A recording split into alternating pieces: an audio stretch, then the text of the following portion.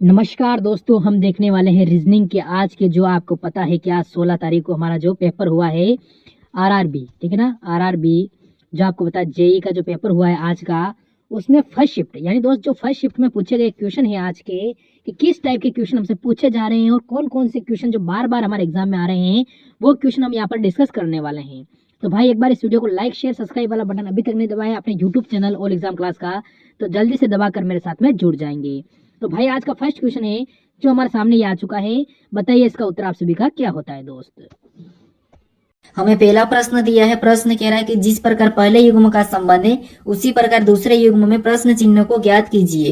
यहाँ पर जिस प्रकार 71,007 का संबंध 37,005 से है उसी प्रकार 90,099 का संबंध किससे होगा ये हमें बताना है। ठीक है, तो ये हमारा नंबर एनोलॉजी का प्रश्न है। तो हम सबसे पहले यहाँ पर ये पता करेंगे कि 71,007 का संबंध 37,005 से कैसे है, उसी प्रकार हम यहाँ पर 90,099 का संबंध बताएंगे। ठीक है, तो यहाँ पर देखिए संख्या को ध्यान से देखिए, संख्या में यहाँ पर बड़ी दिखाई दे रही है। ठीक है, यहाँ पर लिखा है 71,007 और यहाँ पर लिखा है 37,005, यानी यहाँ पर माइनस करके बताया है। अब कितना माइनस करा है तो यहाँ पर देखिए 71,007 से 37,005 यानी यहाँ पर माइनस किया है 34,002। कितना करा है तो यहाँ पर किया है 34,002 को माइनस करा है। तो सेम तरीके से यहाँ पर हम क्या करेंगे 90,099 का बताएंगे, तो इसमें भी हम क्या करेंगे 34,002 को माइनस कर लेंगे। ठीक है, तो यहाँ पर अगर हम 34,002 को माइनस करते हैं तो कितने बचेंगे, यहाँ पर देखिए 90,099 यानी यहाँ पर बचेंगे हमारे पास 56,097। कितने बचेंगे 56,097। ठीक है, कितने 56,097।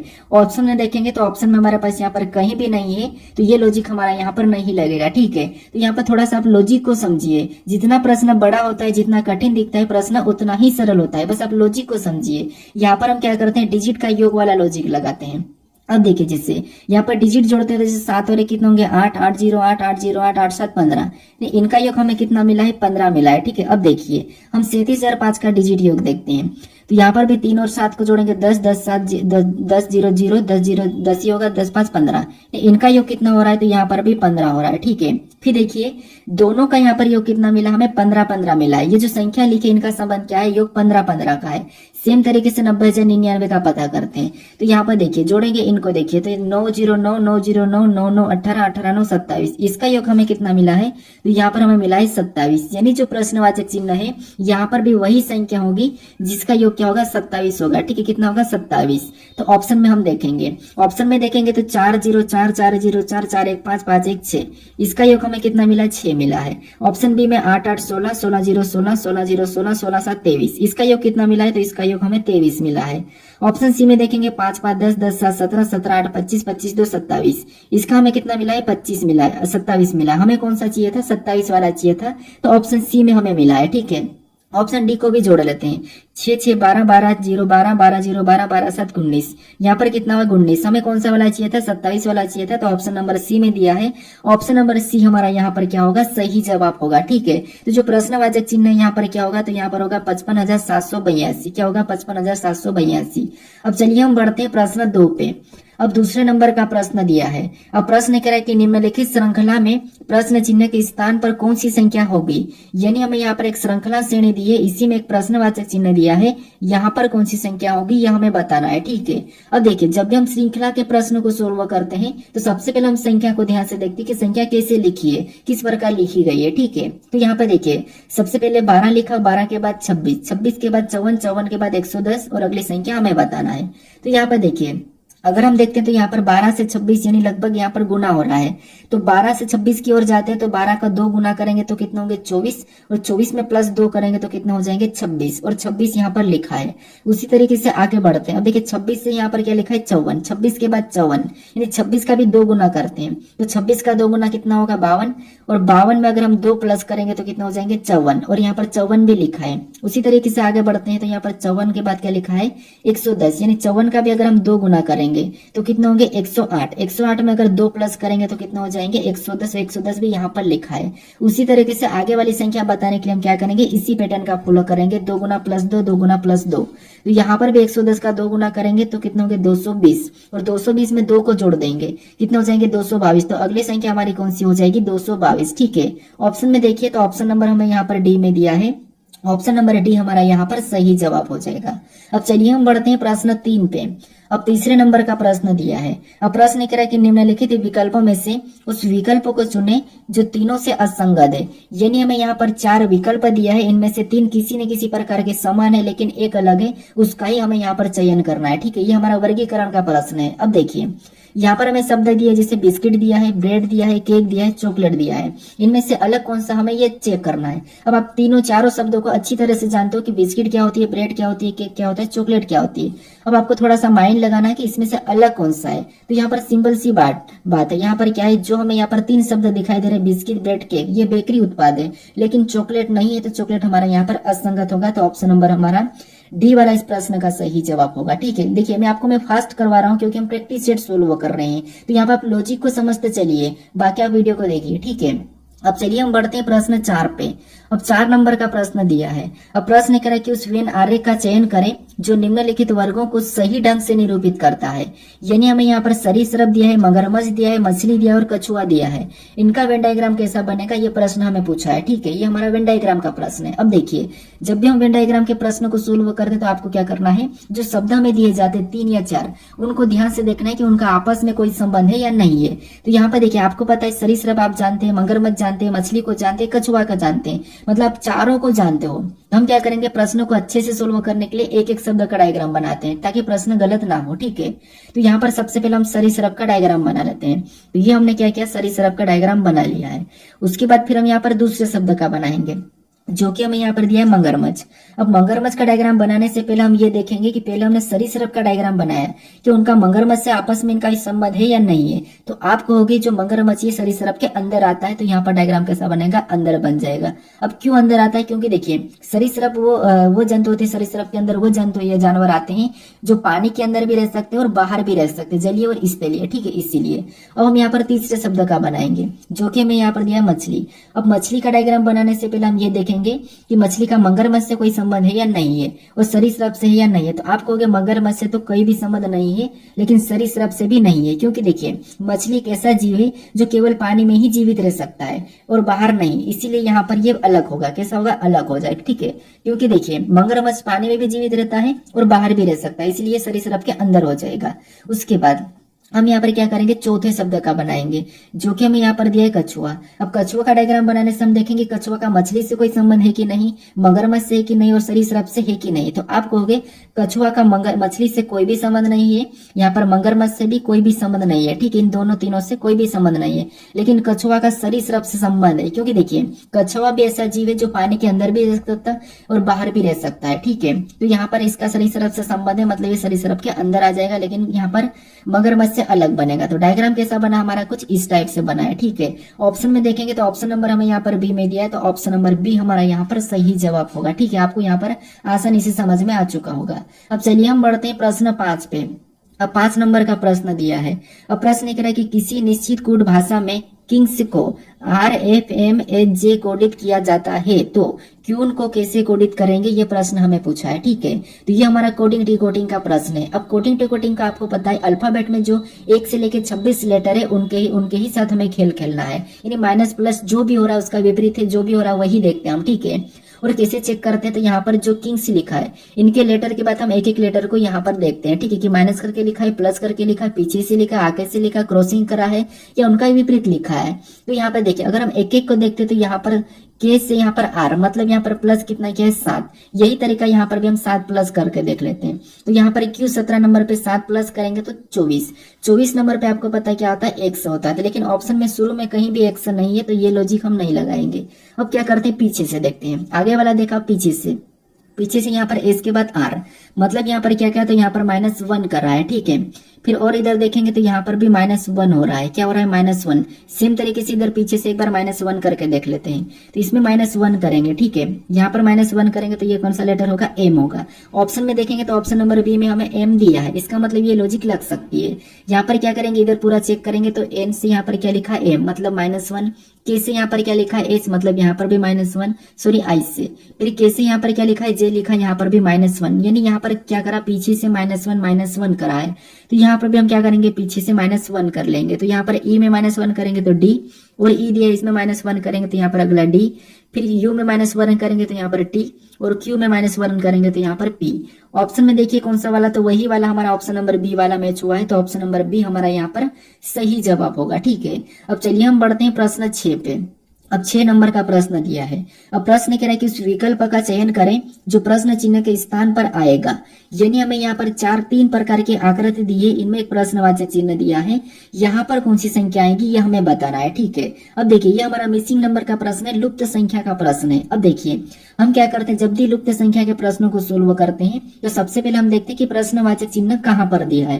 तो प्रश्नवाचक चिन्ह हमें यहाँ पर दिया है, तो इसी की जगह बाकी की संख्या कैसे लिखी ये हम पता करेंगे। जैसे यहाँ पर 80 कैसे लिखा और यहाँ पर 36 कैसे लिखा, इन संख्याओं का हम पता करेंगे, फिर हम सेम तरीके से यहाँ पर संख्या को बताएंगे। ठीक है, तो यहाँ पर देखिए जिससे सबसे पहले यहाँ पर अगर हम 36 का पता करते हैं तो यहाँ पर हमें 3 दिया है। अब 3 से 36 बनाने के लिए हम क्या क्या कर सकते हैं, एक तो तरीका है कि 3 का 2 गुना करेंगे तो कितने हो जाएंगे, 6 हो जाएंगे, और 6 का वर्ग करेंगे तब हमारे पास यहाँ पर कितने होंगे, 36 होंगे। ठीक है, कितने होंगे, 36 होंगे, और 36 यहाँ पर दिया है। इसी तरीके से इसका भी क्या करते हैं, हम 2 गुना करते हैं।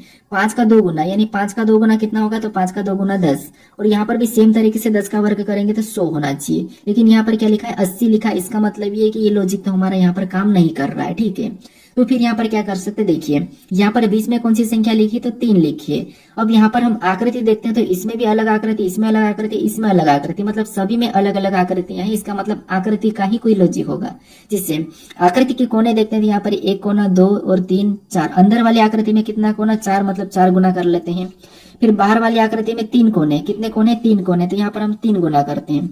अब इनका आपस में गुणा करेंगे तो यहाँ पर देखिए 3 चौक 12, 12 तिरिया 36। अब हमारे पास यहाँ पर 36 आ चुका है गुणा करने पर, और 36 यहाँ पर लिखा है। इसी तरीके से हम दूसरी आकृति में पता करते हैं, तो यहाँ पर क्या है, बीच में संख्या 5 है। अब देखिए अंदर वाली आकृति का कोना देखेंगे 1, 2, 3 और 4। अंदर वाली आकृति में 4 कोने मतलब गुणे 4। फिर बाहर वाली आकृति में भी हमें यहाँ पर कितने कोने दिखाई दे रहे हैं, तो यहाँ पर भी 4 कोने दिखाई दे रहे हैं, तो यहाँ पर भी गुणे 4। अब इसमें आपस में गुणा करेंगे तो 5 चौक 20, 20 चौक 80। यहाँ पर भी हमें 80 मिल चुका है और 80 यहाँ पर दिया है। इसी तरीके से हम क्या करेंगे, यहाँ पर तीसरी वाली आकृति में बताएंगे। बस आप पैटर्न को समझते चलिए, लॉजिक को समझते चलिए, क्योंकि जब आप परीक्षाओं में बैठोगे तो आपको वहां पर पता चलेगा कि प्रश्नों को किस किस तरीके से सोल्व करना है, कौन कौन सी लॉजिक लग सकती है, ये आपको यहाँ पर देखने को मिलता है। ठीक है, तो यहाँ पर क्या करेंगे, इसमें कौन सी संख्या है, 4 है। अब हम आकृति की कोने को गिनते हैं, जैसे 1, 2 और 3। अंदर वाली आकृति में 3 कोने मतलब यहाँ पर गुणा 3। बाहर वाली आकृति में 1, 2, 3, 4, 5, 6। यहाँ पर कितने 6, तो यहाँ पर 6 गुना हो जाएगा। आप इस आपस में गुणा करेंगे तो 4 3 12, 12 12 6 72। यहाँ पर कितने हो रहे हैं, 72 हो रहे हैं। ठीक है, तो जो प्रश्नवाचक चिन्ह यहाँ पर क्या होगा, यहाँ पर 72 हो जाएगा। ऑप्शन में देखेंगे तो ऑप्शन नंबर हमें यहाँ पर बी में दिया है, तो ऑप्शन नंबर बी हमारा यहाँ पर सही जवाब होगा। ठीक है, इंपॉर्टेंट लॉजिक है। अब चलिए हम बढ़ते हैं प्रश्न 7 पे। अब 7 नंबर का प्रश्न दिया है। अब प्रश्न कह रहा है कि यदि निम्न घन को खोला जाए तब कौन सा पैटर्न सदृश्य होगा, यह प्रश्न हमें पूछा है। ठीक है, तो ये हमारा पासा का प्रश्न है, और ये हमारा एक पासा है, बंद पासा है। इसको खोलने पर खुले हुए पासे कैसे दिखाई देंगे, ये प्रश्न हमें पूछा है। ठीक है, थोड़ा सा इंपॉर्टेंट प्रश्न है, टफ है, थोड़ा सा समझने की कोशिश करना। ठीक है, यहाँ पर देखिए हमें सबसे पहले जब भी पासे को खोलना है तो हम क्या करते हैं, उनका विपरीत देखते हैं। लेकिन यहाँ पर तो सिंगल पासा दिए हैं, यहाँ पर हम मानक और सामान्य का भी पता नहीं लगा सकते, क्योंकि यहाँ पर चिन्ह प्रतीक है। ठीक है, प्रतीक वाला हमारा यहाँ पर है पासा। तो यहाँ पर हम क्या कर सकते हैं, देखिए सबसे पहले आपको थोड़ा सा दिमाग लगाना पड़ेगा। यहाँ पर जो आपको यहाँ पर ब्लैक डॉट दिखाई दे रहा है और यहाँ पर आपको सर्कल वाला गोल दिखाई दे रहा, क्या ये आपस में विपरीत हो सकते हैं क्या, तो आप कहोगे नहीं हो सकते। और यहाँ पर ब्लैक डॉट और यहाँ पर खाली वाली जगह, क्या ये आपस में विपरीत हो सकते हैं क्या, तो नहीं हो सकते, क्योंकि ये पड़ोसी है, पड़ोसी कभी भी विपरीत नहीं हो सकता। और यहाँ पर भी देखिए सर्कल और ये खाली जगह, क्या आपस में विपरीत होंगे क्या, तो ये भी नहीं होंगे, मतलब ये आपस में विपरीत नहीं होंगे। ठीक है, तो हम ऑप्शन में यही चेक कर लेंगे कि ये आपस में विपरीत तो नहीं है। तो यहाँ पर देखिए ऑप्शन ए में चेक करते हैं, तो यहाँ पर विपरीत आपको पता है, हम एक छोड़ के एक चलते हैं। जैसे इसका विपरीत ये, इसका विपरीत ये और इसका विपरीत ये, हम ऐसे देखते हैं। ठीक है, तो यहाँ पर देखेंगे तो यहाँ पर हमें ब्लैक डॉट और यहाँ पर गोल सर्कल आपस में विपरीत दिखाई दे रहे हैं, लेकिन यहाँ पर तो पड़ोसी है, इसका मतलब ये है कि विपरीत नहीं हो सकते, तो ये वाला हमारा पासा नहीं हो सकता है। ठीक है, उसके बाद ऑप्शन बी को देखेंगे, तो यहाँ पर खाली जगह का विपरीत खाली जगह, ठीक है, ये हो सकता है। फिर यहाँ पर एक लाइन है चार कोण वाली, इसका विपरीत क्या है, गोल है, ये भी हो सकता है। और यहाँ पर क्रॉसिंग का विपरीत क्या है, ब्लैक डॉट है, मतलब ये हो सकता है, मतलब ऑप्शन भी हमारा हो सकता है। ठीक है, क्योंकि यहाँ पर सभी की सभी हमारे पड़ोसी विपरीत नहीं है। उसके बाद ऑप्शन सी को चेक कर लेते हैं। तो यहाँ पर खाली जगह ब्लैक डॉट की विपरीत दिखाई दे रही है, तो यहाँ पर खाली जगह और ये पड़ोसी है, तो यहाँ पर विपरीत कैसे हो सकते, तो ऑप्शन सी नहीं होगा। ठीक है, ऑप्शन डी में चेक कर लेते हैं। ऑप्शन डी में भी खाली जगह हमारे यहाँ पर देखिए सर्कल वाले इसके विपरीत है, क्या ये एक दूसरे के विपरीत होंगे क्या, तो नहीं होंगे, मतलब ऑप्शन डी भी नहीं होगा। तो ऑप्शन नंबर हमारा कौन सा वाला यहाँ पर बी वाला सही हो जाएगा। ठीक है, देखिए प्रश्न इंपॉर्टेंट है। अब चलिए हम बढ़ते हैं प्रश्न 8 पे। अब 8 नंबर का प्रश्न दिया है। अब प्रश्न कह रहा है कि निम्न आकृति की जल में बनी सही छवि कौन सी होगी। हमें यहाँ पर ये कह रहा है कि इस आकृति का जल में बनी छवि सही कौन सी होगी, ये प्रश्न पूछा है। मतलब सिंपल बात है, हमें यहाँ पर एम एंड रेखा में नीचे इसकी छाया कैसी बनेगी ये हमें बताना है। तो आपको पता है जल में कभी आप किसी कुएं के पास जाके या तालाब के पास जाके खड़े रहे होंगे, तो आपको पता है आपकी छाया कैसी बनी, तो आपकी छाया आपके पैर से टच होते हुए नीचे चले गई होगी, आपका सिर सबसे नीचे दिखा होगा। तो बस जल में यही होगा कि जो ऊपर वाला हिस्सा है ये नीचे आ जाएगा, बस इतना ही फर्क है। तो यहाँ पर हम नीचे आ जाएगा, तो मतलब ये जो यहाँ अंदर का है ये कैसा बन जाएगा, तो ये कुछ इस टाइप से हो जाएगा, ये इधर हो जाएगा, उसके बाद ये इधर और ये वाली लाइन ऊपर ही नीचे आ जाएगी। ठीक है, कैसे आ जाएगी, सॉरी ऊपर रहेगी तो ये नीचे आ जाएगी, ये कहाँ जाएगी, नीचे आ जाएगी। ठीक है, ऑप्शन में देखेंगे तो ऑप्शन बी में नहीं है, सी में नहीं है और यहाँ पर डी में भी नहीं है। ठीक है, कौन से वाला, ऑप्शन नंबर ए वाला हमारा यहाँ पर सही होगा। ठीक है, जल तो आसान है, कौन सा वाला, ऑप्शन नंबर ए हमारा यहाँ पर सही जवाब हो जाएगा। ठीक है, अब चलिए हम बढ़ते हैं प्रश्न 9 पे। अब 9 नंबर का प्रश्न दिया है। अब प्रश्न ये कह रहा है कि निम्न में से कौन से प्रतीक उन सज्जनों को निरूपित करता है जो अभिनेता भी है। यानी हमें यहाँ पर क्या दिया है, ये भी हमारा वेन डायग्राम का ही प्रश्न है, ये हमारी टाइप दूसरी है। ठीक है, यहाँ पर कह रहा है कि उन सज्जनों को निरूपित करता है जो अभिनेता भी है। तो हमें यहाँ पर सबसे पहले आकृति में समझना होगा कि जैसे यहाँ पर त्रिभुज के अंदर जितनी भी संख्या है और ये जितने भी प्रतीक है वो सभी के सभी क्या है, अभिनेता है। और यहाँ पर वृत्त के अंदर जितने भी प्रतीक है वो सभी के सभी अपने आप में चिकित्सक है। और इस वाले यहाँ पर पंचभुज में जितनी भी प्रतीक है वो सभी के सभी अपने आप में सज्जन है। तो हमें यहाँ पर क्या कह रहा है, हमें कह रहा है कि उन सज्जनों को निरूपित करता है जो अभिनेता भी है। यानी हमें यहाँ पर ऐसे प्रतीक को देखना है जो सज्जन के अंदर भी है और अभिनेता के भी अंदर है। ठीक है, तो यहाँ पर देखिए ये वाला हमारा कौन सा है, तो आपको ये हमारा सज्जन है। ठीक है, ये कौन सा हमारा यहाँ पर ये सज्जन है। ठीक है, इसके अंदर देखेंगे यहाँ पर डॉलर है, डॉलर भी है, स्टार भी है, ये वाला चिन्ह है। लेकिन ये जो डॉलर है ये अभिनेता के अंदर नहीं है, तो इसे नहीं लेंगे क्योंकि अभिनेता के अंदर होना चाहिए। और इस वाले को भी नहीं लेंगे, हमारे पास बचे चिन्ह 2 ही वाले। अब यहाँ से देखेंगे तो ये हमारा अभिनेता का है। ठीक है, ये हमारा अभिनेता का है, तो इसके अंदर कौन कौन से, तो हमें सिर्फ ये 2 दिखाई दे रहे हैं, क्योंकि ये भी नहीं दिखाई दे रहा और ये भी नहीं दिखाई दे रहा। तो चिन्ह हमारा कौन सा मैच हो रहा है, तो ये वाला। अगर हम ऑप्शन में देखेंगे तो ऑप्शन नंबर हमें यहाँ पर कहाँ पर दिया है, ऑप्शन नंबर ए में दिया है, तो ऑप्शन नंबर ए हमारा यहाँ पर सही जवाब हो जाएगा। ठीक है, अब चलिए हम बढ़ते हैं प्रश्न 10 पे। और 10 नंबर का प्रश्न दिया है। अब प्रश्न कह रहा है कि यदि प्लस का मतलब गुणा है, माइनस का मतलब भागित है और सभी चिन्ह विपरीत अर्थ देता है तो निम्न का मान क्या होगा, ये प्रश्न पूछा है। थोड़ा सा इंपॉर्टेंट प्रश्न है। अब देखिए आपने प्लस का अर्थ माइनस, माइनस का अर्थ प्लस, ये सब कुछ करके आप चिन्ह बदल के क्या करते हैं, हम प्रश्न को सोल्व कर लेते हैं। हमें यहाँ पर ये करा है कि देखिए सबसे पहले हमें यहाँ पर कहा कि प्लस का मतलब क्या है, गुणा है, और माइनस का मतलब भागित है और सभी चिन्ह विपरीत अर्थ देता है तो निम्न का मान क्या होगा, ये प्रश्न पूछा। हमें 2 ही चिन्ह का मतलब बताया और कहा कि विपरीत अर्थ। विपरीत अर्थ का मतलब ये है कि जैसे अगर प्लस का अर्थ क्या है, गुणा है, तो गुणा का अर्थ प्लस हो जाएगा, बस इतना समझना है। ठीक है, तो यहाँ पर देखिए सबसे पहले क्या होगा, तो प्लस का अर्थ क्या है, गुणा है, तो गुणा का अर्थ प्लस हो जाएगा। इधर माइनस का अर्थ अगर भागित है तो भागित का अर्थ माइनस हो जाएगा। ठीक है, बस ये याद रखना। हम यहाँ पर क्या करते हैं, इन समीकरण में संख्या इन चिन्हों को चेंज करते हैं। तो सबसे पहले हम क्या करते हैं, 7 लिखते हैं। ठीक है, इस 7 को लिखा और हमें कौन सा चिन्ह, प्लस का मिला है। तो प्लस का अर्थ यहाँ पर हमें क्या कहा, गुणा कहा, तो यहाँ पर हम क्या करेंगे, गुणे का चिन्ह लगा लेंगे। अगला चिन्ह में यहाँ पर वापस से प्लस मिला और प्लस का अर्थ गुणा कहा, तो वापस 7 लिखा, हम क्या करेंगे और गुणे का चिन्ह लगाएंगे। अगला चिन्ह में यहाँ पर क्या मिला, माइनस का मिला है, तो यहाँ पर क्या करेंगे, माइनस का अर्थ हमें यहाँ पर भागित का, तो यहाँ पर हम भागित का चिन्ह लगा के अगली संख्या को वापस से लिख लेंगे। फिर अगला चिन्ह में यहाँ पर गुणे का मिला और गुणा का अर्थ यहाँ पर वापस से पीछे विपरीत में जाएंगे तो प्लस से, तो यहाँ पर गुणे की जगह हम प्लस लगा लेंगे और अगली संख्या 7 को लिख लेंगे। फिर हमें यहाँ पर कौन सा भागित वाला चिन्ह मिला और भागित का विपरीत अर्थ यहाँ पर क्या कहा, माइनस, तो यहाँ पर हम माइनस लगा के अगली संख्या को और लिख लेंगे। अब हम क्या करेंगे, यहाँ पर बोर्डमास रूल पर इस समीकरण को सोल्व करेंगे। ठीक है, तो सबसे पहले आपको पता है यहाँ पर हम भाग देंगे, तो यहाँ पर भाग देंगे तो ये 1 बार में जाएगा। ठीक है, कितने बार में, 1 बार में। इधर गुणा करेंगे तो 7 7 49 और 49 का मान 49 ही होगा। यानी यहाँ पर क्या होगा, 49, इधर तो 1 था तो गुणा हो गया, उसके बाद यहाँ पर प्लस 7 और -7 कितना हुआ, +7 -7। ठीक है, अब देखिए यहाँ पर हमें बराबर बताना, तो यहाँ पर देखिए अगर हम 49 में +7 करेंगे तो कितना हो जाएंगे 56, कितना हो जाएंगे 56, और 56 में से वापस 7 करेंगे तो 49 ही होगा। यहाँ पर क्या होगा 49 ही होगा, कितना होगा 49 ही होगा। ऑप्शन में देखिए 49 कहाँ पर है, तो ऑप्शन नंबर हमें यहाँ पर बी में दिया है, तो ऑप्शन नंबर बी हमारा यहाँ पर सही जवाब होगा। ठीक है, बस आपको ये वाला शब्द समझना था कि विपरीत अर्थ देता है, ये समझना था बस। ठीक है, अब चलिए हम बढ़ते प्रश्न 11 पे।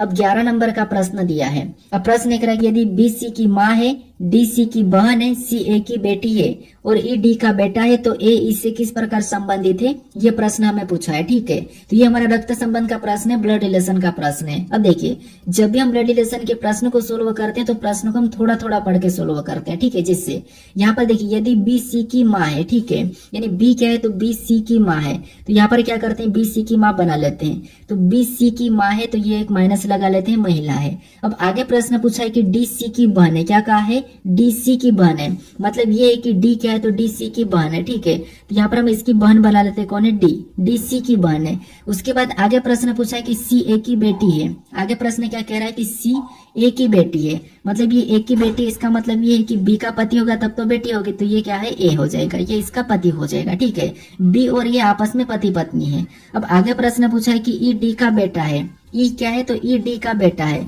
अब डी का बेटा कौन है ई है, तो यहाँ पर हम बेटा बना देते हैं ई, ये तो ई नीचे आ जाएगा। ठीक है, ये बेटा है तो प्लस का चिन्ह लगा लेते हैं। अब प्रश्न पूछ रहा है कि तो ए इससे किस प्रकार संबंधित है, ए इससे किस प्रकार संबंधित है, ये प्रश्न हमें पूछा है। मतलब यहाँ पर ये है कि यहाँ पर भी से लगा है, उससे हमें उल्टा बताना है।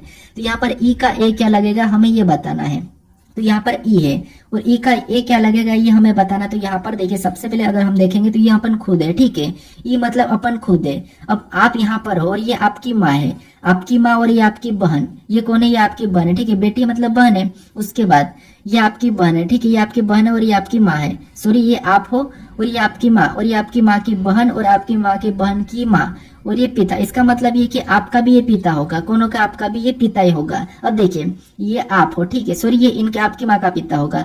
अब ये आप हो और आपकी माँ का ये पिता है, कौन है ये आप हो और ये आपकी माँ का पिता ए है। तो हमें पूछा है कि इससे किस प्रकार संबंधित ए, मतलब आपका ए क्या लगेगा तो आपको हो गया नाना लगेगा, क्या लगेगा नाना लगेगा। तो ऑप्शन में देखिए, ऑप्शन में हमारे पास यहाँ पर नाना नहीं है, तो इसका मतलब ये है कि अपनी माँ का पिता लगेगा।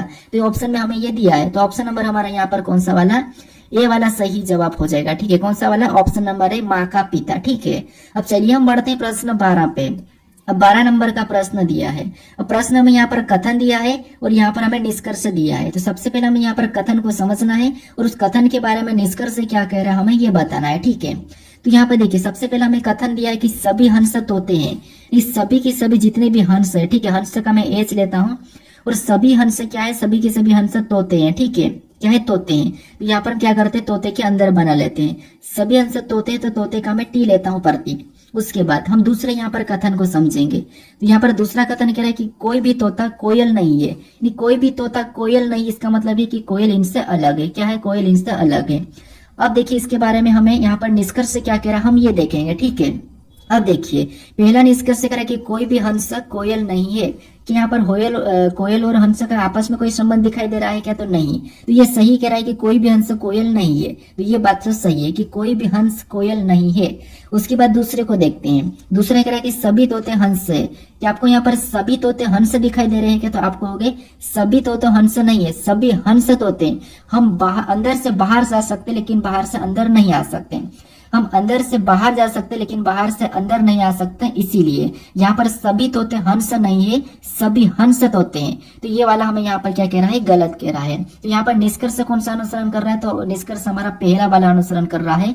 तो ऑप्शन नंबर हमारे यहाँ पर सी वाला सही जवाब होगा। ठीक है, कभी भी याद रखना कि हम बाहर से अंदर नहीं आ सकते लेकिन अंदर से हम बाहर जा सकते हैं। ठीक है, तो ऑप्शन नंबर हमारे यहाँ पर सी वाला सही जवाब होगा। अब चलिए हम बढ़ते हैं प्रश्न 13 पे। अब 13 नंबर का प्रश्न दिया है। अब प्रश्न यहाँ पर कह रहा है कि यदि व्हाइट को 46, 16, 18, 40, 10 और ब्लू को 4, 24, 42, 10 कहा है तो रेड का कोड ज्ञात करें। यानी हमें यहाँ पर कह रहा है, ये हमारा कोडिंग डिकोडिंग का ही प्रश्न है। हमें यहाँ पर व्हाइट का कोड दिया है संख्या में, और ब्लू का भी कोड हमें संख्या में दिया है, और रेड का हमें पूछा है। अब देखिए हमें क्या करना है, अल्फाबेट में क्या करना है, माइनस प्लस करके देखना है। एक तरीका वो भी आपको मैं बताया था कि जब भी लेटर से संख्या दी जाती है कोड, तो उस कंडीशन में हम क्या करते हैं, उन लेटर को संख्या में लिख लेते हैं, ठीक है। जिससे आपको पता होगा कि WABCD में कितने नंबर पे आता है, तो आपको होगा 23 नंबर पे आता है। फिर एज कितने नंबर पे आता है, तो एज हमारा ABCD में 8 नंबर पे आता है। आई कितने नंबर पे आता है, तो आई हमारा 9 नंबर पे आता है। टी कितने नंबर पे आता है, तो टी हमारा ABCD में 20 नंबर पे आता है। ई कितने नंबर पे आता है, तो ई ABCD में 5 नंबर पे आता है। ये हमने लिखा। अब यहाँ पर संख्या 46, 16, 18, 40, 10 लिखा है। अब इन्हीं संख्या से हमें वो संख्या बनाना है, ठीक है। तो यहाँ पर देखिए, अगर इसका हम 2 गुना करते हैं, ठीक है, 23 का 2 गुना कितना होगा, तो 46 होगा, ठीक है। कितना होगा, 46, और 46 यहाँ पर लिखा है। 8 का भी 2 गुना कितना होगा, तो 8 दूनी 16, कितना होगा 16, और 16 भी यहाँ पर लिखा है। यहाँ पर देखिए 9 का 2 गुना कितना होगा, तो 9 का 2 गुना 18, और यहाँ पर भी 18 लिखा है। 20 का 2 गुना कितना होगा, तो 20 का 2 गुना 40, और 40 भी यहाँ पर लिखा है। और 5 का 2 गुना कितना होगा, तो 5 का 2 गुना 10, और 10 भी यहाँ पर लिखा है। कुल मिलाकर यहाँ पर लॉजिक ये है कि हमें लेटर के उस संख्या में बदलना है और 2 गुना करना है। सेम तरीके से ब्लू का पता कर लेते, जैसे बी हमारा 2 नंबर पे आता है, 2 का 2 गुना 4, यहाँ पर 4 लिखा है। फिर एल हमारा 12 नंबर पे आता है, 12 का 2 गुना 24, यहाँ पर 24 लिखा है। यू हमारा 21 नंबर पे आता है, 21 का 2 गुना 42, 42 लिखा है।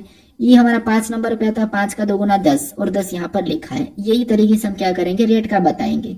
सबसे पहले संख्या में लिखेंगे, तो आर कितने नंबर पे आता है, तो आपको हो गया 18 नंबर पे आता है। ई कितने नंबर पे, तो 5 नंबर पे। डी कितने नंबर पे, 4 नंबर पे। इनका 2 गुना करना है, तो 18 का 2 गुना, 5 का 2 गुना, और 4 का 2 गुना। तो 18 का 2 गुना कितना होगा, 36, उसके बाद 5 का 2 गुना कितना होगा, 10, उसके बाद 4 का 2 गुना 8। ये हमें ऑप्शन में देखना है। ऑप्शन में देखिए 36, 10, 8, 36, 10, 8 हमें ऑप्शन नंबर सी में दिया है। ऑप्शन नंबर सी हमारा यहाँ पर सही जवाब होगा, ठीक है। जब तक आप इन कोडों का पता नहीं करते हो, तब तक आप यहाँ पर रेट का नहीं बता सकते, ठीक है। इसीलिए आपको सबसे पहले उनका पता करना जरूरी है। अब चलिए हम बढ़ते हैं प्रश्न 14 पे। अब 14 नंबर का प्रश्न दिया है। अब प्रश्न कह रहा है कि निम्न में से कौन सा अधिवर्ष नहीं है। हमें यहाँ पर कह रहा है कि कौन सा अधिवर्ष नहीं है। अब अधिवर्ष का मतलब आपको पता होना चाहिए कि अधिवर्ष किसे कहते हैं।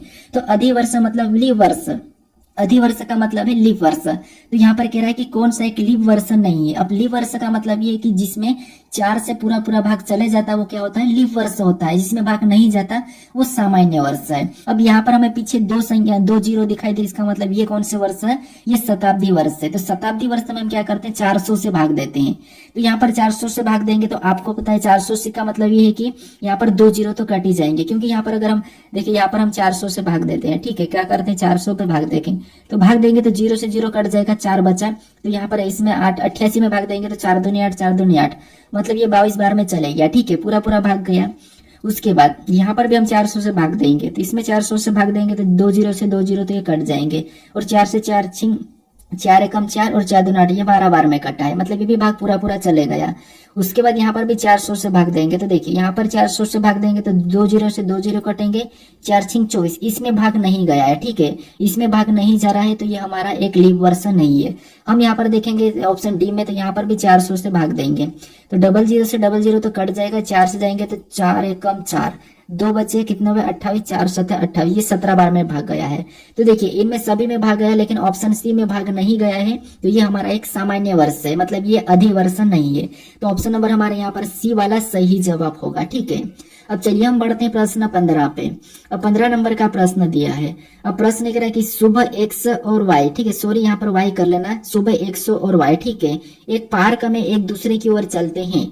जब वे मिलते हैं तो y की छाया x के बाईं ओर बनती है। x किस दिशा की ओर मुख करके खड़ा है, ये प्रश्न हमें पूछा है। तो ये हमारा कौन सा दिशा दूरी का प्रश्न है। आपको यहाँ पर क्या करना है, इसको y बना लेना है, ठीक है। क्या करना है, इसको y बना लीजिए। अब देखिए प्रश्न को पढ़िए। सुबह x और y एक पार्क में एक दूसरे की ओर चलते हैं। सुबह का मतलब ये है कि आपको दिशा पता होगी कि ये उत्तर, हम क्या करते हैं, ऊपर की ओर उत्तर रहता है, नीचे दक्षिण रहता है, राइट में पूर्व और लेफ्ट में पश्चिम, ये आपको दिशा पता होगा। अब सुबह, तो सुबह सूर्य मतलब किधर से निकलेगा, तो आप कहोगे सूर्य इधर पूर्व की ओर से निकलेगा, ठीक है। तो इसकी छाया किधर पड़ेगी, तो आप कहोगे इसकी छाया पश्चिम की ओर गिरती है। सूर्य की छाया किधर गिरेगी, तो आप कहोगे पश्चिम की ओर गिरतेगी। सुबह पश्चिम की ओर सूर्य की छाया गिरती है, मतलब अपनी छाया पश्चिम की ओर बनती है, ठीक है, सुबह की ओर। तो यहाँ पर कह रहा है कि सुबह x और y एक पार्क में एक दूसरे की ओर चलते हैं, एक दूसरे की ओर। जब वे मिलते हैं तो y की छाया x के बाएं ओर बनती है, y की छाया x के बाएं ओर बनती है। अब बाएं ओर बनती है, इसका मतलब ये है कि छाया किधर बनेगी, तो आपको पता हमेशा सुबह तो इधर ही पश्चिम की ओर ही बनेगी छाया, ठीक है। अपनी छाया किधर गिरेगी, बाएं ओर, मतलब पश्चिम की ओर ही गिरेगी, इसका मतलब बाएं ओर गिर रही है, एक्स के बाएं ओर, वाई की छाया एक्स के बाएं ओर गिर रही है। इसका मतलब ये है कि एक्स किधर घूम के खड़ा होगा तब इसके बाएं ओर गिरी, तो एक्स यहाँ पर उत्तर की ओर घूम के खड़ा होगा तब जाके इसकी छाया किधर गिरेगी, बायां की ओर गिरेगी, बाई ओर गिरेगी, ठीक है। तो एक्स किस दिशा की ओर मुख करके खड़ा है, ये प्रश्न हमें पूछ रहा है। तो जब एक्स उत्तर की ओर घूम के खड़ा रहेगा तब इसकी छाया किधर गिरेगी, बाई ओर गिरेगी। क्योंकि अपना बाया देखिए, आपको खुद को ले लीजिए, आपका बाया किधर है, इस साइड है, तो इसकी छाया सुबह किधर गिरेगी, इधर गिरेगी। शाम को इसकी छाया इधर गिरेगी क्योंकि शाम को सूर्य इधर आ जाता है, ठीक है। तो इसीलिए यहाँ पर सही जवाब हमारा होगा कि एक्स उत्तर की ओर मुख करके खड़ा है। तो ऑप्शन में देखिए उत्तर कहाँ पर है, तो ऑप्शन नंबर डी में दिया है, तो ऑप्शन नंबर डी हमारा यहाँ पर सही जवाब हो जाएगा, ठीक है। अब चलिए हम बढ़ते हैं प्रश्न 16 पे। अब 16 नंबर का प्रश्न दिया है। अब प्रश्न कह रहा है कि यदि घड़ी में 10 बजे हो तो घड़ी के घंटे और मिनट वाली सुइयां कितने डिग्री का कोण बनाती है, यह प्रश्न पूछा है। अब देखिए, किसी घड़ी में 10 बजे हैं और उनमें घंटे और मिनट वाली सुइयां कितने डिग्री का कोण बनाएगी, यह प्रश्न पूछा है। सबसे पहले तो आपको घड़ी को समझना चाहिए, घड़ी को पता होना चाहिए, याद होना चाहिए कि ये घड़ी है, ठीक है। यहाँ पर 12, नीचे 6, उसके बाद इधर 3 और यहाँ पर 9, बीच में आपको होगा तो यहाँ पर 8 और 7 और यहाँ पर क्या होगा 5 और यहाँ पर 4, इधर 2 और इधर 1 बजेगा, ठीक है। इधर 10 और यहाँ पर 11। अब देखिए यहाँ पर कह रहा है कि 10 बजे, मतलब एक यहाँ पर काटा होगा और ये घंटे वाला काटा है, ठीक है। कह रहा है कि 10 बजे घंटे और मिनट किसी कितने डिग्री का कोण बनाएगी। तो यहाँ पर 10 बजे, ठीक है, कितनी 10 बजे और यहाँ पर फिक्स 12, मतलब 10 बजे मतलब 00, मतलब ये वाला काटा यहाँ पर रहेगा। तो कितने घंटे का अंतर है, 1 2, मतलब घंटे वाली सुई एक घंटे में कितने डिग्री का कोण बनाती है, तो 30 डिग्री का। कितने, 30 डिग्री। एक घंटे में 30 डिग्री, मतलब यहाँ पर 2 घंटे का अंतर है, तो यहाँ पर हम 2 गुना कर लेंगे, तो यहाँ पर कितना हो जाएगा 60, यानी कि 60 डिग्री का कोण बनाएगी। ऑप्शन में देखिए 60 डिग्री, तो ऑप्शन नंबर हमें यहाँ पर सी में दिया है, ऑप्शन नंबर सी हमारा यहाँ पर सही जवाब होगा, ठीक है। अगर मिनट दिया रहता तो आपको पता है मिनट में भी देखिए, जैसे मान लो 20 मिनट कहा तो मिनट की सुई 20 मिनट में क्या करते हैं, आधी डिग्री यानी कि 10 डिग्री बनाएगी, हर मिनट के आधी बनाती है। लेकिन हमारा यहाँ पर फिक्स 10 बजे कहा था, तो ऑप्शन नंबर सी हमारा यहाँ पर सही जवाब हो जाएगा। अब चलिए हम बढ़ते हैं प्रश्न 17 पे। अब 17 नंबर का प्रश्न दिया है। अब प्रश्न कह रहा है कि यहाँ पर देखिए दी गई आकृति कौन से विकल्प में सन्निहित है, यानी जो आकृति हमें यहाँ पर प्रश्न आकृति दी है ये किस विकल्प में दिखाई दे रही है, ये हमें बताना है, ठीक है। आसान भाषा में समझिए। तो देखिए यहाँ पर अगर हम देखेंगे तो ऑप्शन कहाँ कहाँ पर दिखाई दे रही है, तो इस बार करें एक तो हमें यहाँ पर बनती हुई नजर आ रही है, बाकी हमें ये वाला भी फर्स्ट वाला दिखाई दे रहा है। फिर यहाँ सीधे लाइन जाना चाहिए, तो यहाँ पर सीधे लाइन नहीं कि ऑप्शन डी नहीं होगा, सी भी नहीं होगा, ए भी नहीं होगा, ये हमारी सीधी लाइन गई। उसके बाद यहाँ से देखेंगे तो ये वाली हमारी यहाँ पर पूरी यहाँ पर मैच हो गई, ठीक है। तो ऑप्शन नंबर कौन से वाला में सन्निहित है, तो ऑप्शन नंबर बी में सन्निहित है, तो ऑप्शन नंबर बी हमारा यहाँ पर सही जवाब हो जाएगा, ठीक है। अब चलिए हम बढ़ते हैं प्रश्न 18 पे। अब 18 नंबर का प्रश्न दिया है। अब प्रश्न कह रहा है कि दी गई आकृति में कितनी सीधी रेखाएं हैं, यानी इस आकृति में कितनी सीधी रेखाएं, इसी कितनी सीधी रेखाएं हैं, ये प्रश्न हमें पूछा है। तो यहाँ पर ना तो हमें वर्ग बताना, ना हमें आयत बताना, हमें तो यहाँ पर बताना कि सीधी रेखाएं कितनी है। अब देखिए यहाँ पर सीधी रेखा गणित, सबसे पहले इधर आड़ी वाले को 1, उसके बाद यहाँ से ये 2, उसके बाद ये 3, ये 4, उसके बाद ये 5 और ये 6। इधर से कौन सी कितनी रेखा है, तो यहाँ पर ये वाली 6 रेखा, ठीक है। ये वाली कितनी है, 6 है। फिर हम यहाँ पर खड़ी वाली देखते हैं, तो खड़ी वाले में एक हमारी एक ये है, फिर ये 2, फिर ये 3, ये 4, ये 5 और ये 6 हमारी खड़ी वाली भी है, ठीक है। सॉरी यहाँ पर ये वाली लाइन कितनी है, तो ये वाली 6 है, मतलब टोटल हमारे पास यहाँ पर कितनी लाइन मिली है, तो यहाँ पर हमें 12 मिली है। ऑप्शन में देखेंगे 12, तो हमें ऑप्शन नंबर कहाँ पर दिया, तो ऑप्शन नंबर बी में दिया है, ऑप्शन नंबर बी हमारा यहाँ पर सही जवाब होगा, ठीक है। अब चलिए हम बढ़ते हैं प्रश्न 19 पे। अब 19 नंबर का प्रश्न दिया है। अब प्रश्न कह रहा है कि एक जंगल में क्रम से 720 पेड़ है, जिसमें सेब का स्थान शुरू से 320वें स्थान पर है, तो पीछे से सेब का स्थान क्या होगा, यह प्रश्न हमें पूछा है, ठीक है। अब देखिए ये हमारा क्रम व्यवस्था का प्रश्न है। एक जंगल में टोटल पेड़ों की संख्या कितनी है, 720 है, ठीक है। कितनी है, 720 शुरू से। उसमें पूछा है कि सेब का शुरू से स्थान कितना है, तो 320 से, तो पीछे से कितना होगा, ये प्रश्न पूछ रहा है। हम क्या करते हैं, कुल में से जब भी हम कोई सा स्थान बताते हैं तो हमें एक स्थान दिया जाता है, उसको घटा के हम क्या करते हैं, प्लस कर देते हैं। तो यहाँ पर कुल हमारे पास 720 पेड़ है, उसमें से सेब का स्थान शुरू से कितना है, तो शुरू से 320 से, तो 320 को घटा के हम क्या करेंगे, यहाँ पर +1 कर लेंगे। तो 720 में 320 को घटाएंगे तो कितना बचेंगे, 400, और 400 में +1 करेंगे तो हमारे पास यहाँ पर क्या हो जाएगा, 401 हो जाएगा। कितना हो जाएगा, 401। तो यहाँ पर 401 हम ऑप्शन में देखेंगे तो ऑप्शन नंबर बी में दिया है। ऑप्शन नंबर बी हमारा यहाँ पर सही जवाब होगा। ठीक है, अब चलिए हम बढ़ते हैं प्रश्न 20 पे। अब 20 नंबर का प्रश्न दिया है। अब प्रश्न कह रहा है कि नीचे दी गई आकृति में कितने पंचभुज है, यानी इस आकृति में कितने पंचभुज है, ये प्रश्न पूछा है, ना कि आपको यहाँ पर त्रिभुज बताना है। तो देखिए हर बार आप त्रिभुज वाला प्रश्न सोल्व करते हैं आपको सभी आना चाहिए, पंचभुज चतुर्भुज सब कुछ आना चाहिए। ठीक है, तो यहाँ पर आपको बताना है कि पंचभुज की संख्या कितनी है। तो यहाँ पर देखिए सबसे पहले हम किसी एक हिस्से को पकड़ के चलेंगे। तो यहाँ पर मान लीजिए हम इस हिस्से से पकड़ लेते हैं। ठीक है, पहला वाला मैं बताता हूँ। तो यहाँ पर 1, फिर ये 2, यहाँ से 3, ये 4, ये 5, ये मतलब पंचभुज है। ठीक है, ये हमने पंचभुज पहला वाला पता कर लिया, क्योंकि 5 कोने वाला चाहिए तो यहाँ से हमारा 5 कोने वाला मिल चुका है। ठीक है, ये हमारे पास 5 कोने वाला है। ठीक है, कितने 5 को मतलब ये पंचभुज है। उसके बाद फिर हम और देखेंगे तो यहाँ पर देखिए जिससे इधर देखेंगे तो एक और हमारा यहाँ से बन रहा है, जिससे यहाँ से चलेंगे। ठीक है, यहाँ से हम और चलते हैं तो यहाँ से एक ये, यहाँ से ये, यहाँ से ये, यहाँ से ये। ठीक है, ये हमारा एक पंचभुज है। ठीक है, यहाँ से ये सीधे चले गया। तो कितने हो गए, अभी तक 2 हमारे पास हो चुके हैं। और तीसरों को देखते हैं तो तीसरा हमारे यहाँ पर कहाँ से दिखाई दे रहा है, तो आप कहोगे तीसरा हमें यहाँ से दिखाई दे रहा है। ठीक है, कहाँ से दिखाई दे रहा है, तो इधर से हमें यहाँ पर तीसरा दिखाई दे रहा है, जिसे यहाँ से पकड़ेंगे। ठीक है, यहाँ से पकड़ेंगे तो यहाँ से ये आया, अपन यहाँ से गए, फिर ये आया, यहाँ से गए, फिर हम यहाँ से ये आया, यहाँ गए, फिर हमने ये यहाँ से यहाँ गए। ठीक है, कहाँ गए, यहाँ पे। तो एक कोना वाला हमारा यहाँ पर है, सॉरी यहाँ से नहीं, यहाँ से जाएंगे। ठीक है, कहाँ से, यहाँ से जाएंगे, ये वाला है। ठीक है, तो इसमें टोटल कितने, तो हमें 3 दिखाई दे रहे हैं। कितने, 3। तो ऑप्शन नंबर में 3 देखेंगे तो ऑप्शन नंबर हमें यहाँ पर कहाँ पर डी में दिया है, तो ऑप्शन नंबर डी हमारा यहाँ पर सही जवाब होगा। ठीक है, अब चलिए हम बढ़ते हैं प्रश्न अगले की ओर। अगला प्रश्न देखिए, जो प्रश्न हमें दिया है वो आपके लिए टेस्ट प्रश्न है। ठीक है, यानी प्रश्न कह रहा है कि निम्नलिखित आकृति में कितने व्रत है, ये हमें आपको बताना है। ठीक है, तो देखिए इसका सही जवाब क्या है ये आप मुझे कमेंट करके बताइए कि इस वाली आकृति में व्रतों की संख्या कितनी है, ये मुझे आप कमेंट करके बताइए। ठीक है, अब देखिए आप अगर इससे पहले वाले वीडियो को नहीं देखे हो तो यहाँ पर आपको वाले वीडियो दिख जाएगा, वहां पर क्लिक करके इस वीडियो को भी जरूर देख लीजिए। ठीक है, अगर इस चैनल को अभी तक सब्सक्राइब नहीं करे तो इस चैनल को जरूर सब्सक्राइब कर लीजिए, अपने दोस्तों तक वीडियो को शेयर कर दीजिए। अब चलिए हम मिलते हैं नेक्स्ट वीडियो में।